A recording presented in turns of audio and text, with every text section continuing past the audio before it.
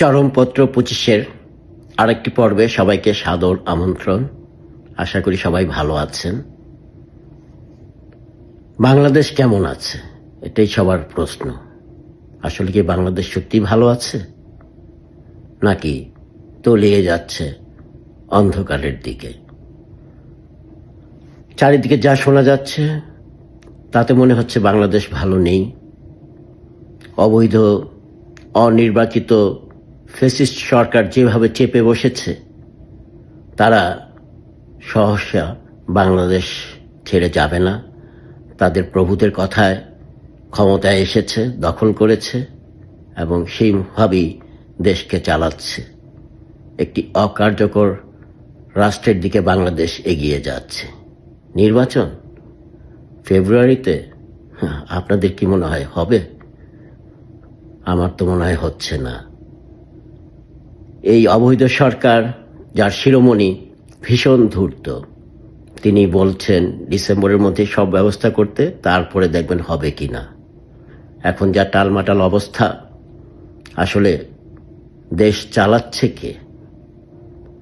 বোঝাই যাচ্ছে চালাচ্ছে সেই 71-এর পরাজিত শক্তি। যারা জানে, সেই পাকিস্তানি দোসররা ভালো করেই জানে, সুষ্ঠু নির্বাচন হলে তারা কোনোদিন ক্ষমতায় আসবে না। তাই নির্বাচন ছাড়া যদি ক্ষমতায় থাকা যায়, তার চেয়ে আর আরামের কি আছে? প্রশাসনের সর্বস্তরে তারাই আছে, তারাই দেশটাকে চালাচ্ছে।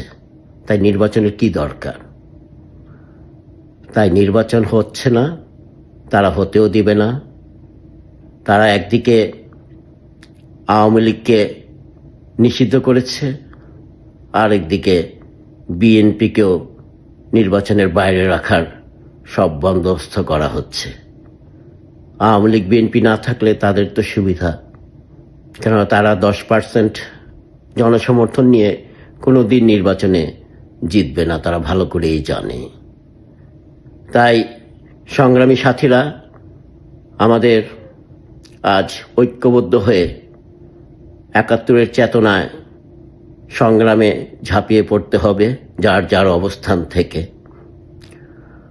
সেই দিন আর বেশি দূরে নয়, যেই দিন এই ফ্যাসিস্ট সরকার বাংলাদেশ থেকে উৎখাত হয়ে যাবে। তারা চাঁদাবাজির কথা বলছে। এই যে নতুন একটি দল, যাকে জামাত ইসলামের বি টিম বলা হয়, এনসিপি, তারা তো জন্মের থেকে চাঁদাবাজি করে হচ্ছে। চাঁদাবাজির মাধ্যমেই তো তাদের জন্ম। তাদেরকে আমরা দেখেছি সেই 5 তারকা হোটেলে ইফতার করতে। কাদের পয়সায় করেছে? একটি নতুন দল, যারা রিকশায় চড়ার যাদের পয়সা ছিল না, চা খাওয়ার পয়সা ছিল না, তারা হেলিকপ্টারে চড়ে বেড়াচ্ছে, বিলাসবহুল গাড়িতে চড়ে বেড়াচ্ছে, তারা 100 গাড়ি নিয়ে শোভাযাত্রা করছে সেই চাঁদাবাজির পয়সায়। আচ্ছা, তারাই অন্যদের বলছে চাঁদাবাজ। তারা মেটিকুলাসলি ছাত্রলীগে ঢুকে পড়েছিল বহু আগে থেকেই, নিজেরাই স্বীকার করেছে। হেলমেট পরে পুলিশের সাথে মিশে যে তারা বিরোধী দলের আন্দোলনে নির্যাতন করেছে, যেন ছাত্রলীগের ভাবমূর্তি নষ্ট হয়। তারা ঢাকা ইউনিভার্সিটির ছাত্রলীগে ঢুকে পড়েছিল চরমভাবে। আজ তারাই স্বীকার করেছে সেই আবরার হত্যা এবং বিশ্বজিৎ হত্যার সাথে কারা জড়িত ছিল। আজও আমরা যখন দেখি সেই ব্যবসায়ী সোহাগকে পাথর চাপা দিয়ে মারা হয় এবং তারই প্রতিবাদে সেই ঢাকা ইউনিভার্সিটি বুয়েট থেকে মিছিল বের হয়, কিন্তু এই সোহাগের ছবি তো আমরা, সোহাগের হত্যাকারী রজ্জবালির ছবি তো আমরা দেখি কাদের সাথে?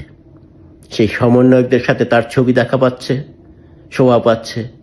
আসলে এটাও একটা মেটিকুলাসলি প্ল্যান, যেন ভাবমূর্তি নষ্ট করা হয় অন্য একটি দলের, যাদেরকে তারা তাদের সবচেয়ে প্রতিদ্বন্দ্বী মনে করছে।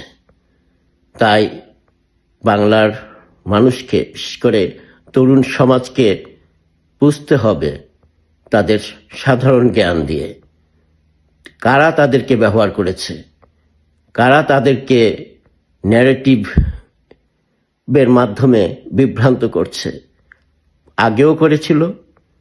যেভাবে তারা প্রোফাইল লাল করেছিল, যদিও এখন 80%-এর প্রোফাইল লাল নয়, আবার তারা তাদেরকে বিভ্রান্ত করছে এই মব সন্ত্রাসের মাধ্যমে, চাঁদাবাজির মাধ্যমে। চাঁদাবাজি করছে কারা? একটি মহল করে অন্যের উপর দোষ চাপাচ্ছে। তারা ইচ্ছা করেই করছে এটা সারা দেশে। তাই সংগ্রামী সাথীরা, সবাইকে সজাগ থাকতে হবে, অপপ্রচার থেকে নিজেদের রুখে দাঁড়াতে হবে, অপপ্রচার প্রতিহত করতে হবে। যেসব ইউটিউবার বিদেশে বসে অপপ্রচার করছে, তাদের কথা বিভ্রান্ত না হয়ে তাদের যোগ্য জবাব দিতে হবে। এসব ইউটিউবাররা তো আসলে এক ঢিলে দুই পাখি মারছে। তারা তরুণদের বিভ্রান্ত করছে এবং ভিউ বাড়িয়ে তারা পয়সাও ইনকাম করছে ইউটিউব, ফেসবুক থেকে। তাই সবাইকে সাবধান হতে হবে। জয় আমাদের হবেই। অন্ধকার কেটে আলোর ভুবনে আমরা আবার ফিরে যাব। যতদিন এই দেশে পদ্মা সেতু, মেট্রো রেল থাকবে, ততদিন সবাই জননেত্রী, সফল রাষ্ট্রনায়ক শেখ হাসিনার কথা বলবে। যতদিন বাংলাদেশ থাকবে, ততদিন বাংলাদেশের প্রতিষ্ঠাতা, সর্বকালের সর্বশ্রেষ্ঠ বাঙালি জাতির জনক বঙ্গবন্ধুর কথা সবাই বলবে। আকাশকে, মেঘকে যতই বারণ করো, ছায়া সে দিবেই। বৃষ্টিকে যতই বারণ করো, মাটিতে সে পড়বেই। নদীকে যতই বারণ করো, সাগরে সে মিশবেই। তাই আমাকে যতই বারণ করো, বঙ্গবন্ধুকে ভালোবেসে যাবই। জয় বাংলা, জয় বঙ্গবন্ধু। বাংলাদেশ চিরজীবী হোক।